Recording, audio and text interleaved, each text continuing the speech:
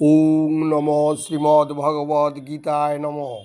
ষষ্ঠ অধ্যায় ধ্যানযোগ। শ্রী ভগবান উবাচ। শ্রী ভগবান বললেন, পার্থ নৈব ইহ ন মূত্র বিনাশ তস্য বিদ্যতি ন হি কল্যাণকৃত কশ্চিৎ দুর্গতিম তাত গচ্ছতি। অর্থাৎ পরমেশ্বর ভগবান বললেন, হে পার্থ, শুভ অনুষ্ঠানকারী পরমার্থবিদদের ইহলোকেও পরলোকে কোনো দুর্গতি হয় না। হে বৎস, তার কারণ কল্যাণকারীর কখনো অধোগতি হয় না। শ্লোক 41। প্রাপ্য পুণ্যকৃতম লোকানুসিতা শাশ্বতী সমা শুচিনাম শ্রীমতাম গেহি যোগভ্রষ্টভিজায়তি।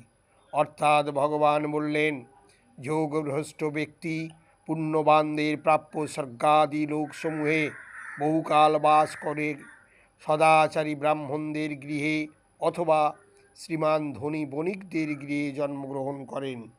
ওম ভূর্ভুবস্সুঃ তৎসবিতুর্বরেণ্যং ভর্গো দেবস্য ধীমহি ধিয়ো ন প্রচোদয়াৎ।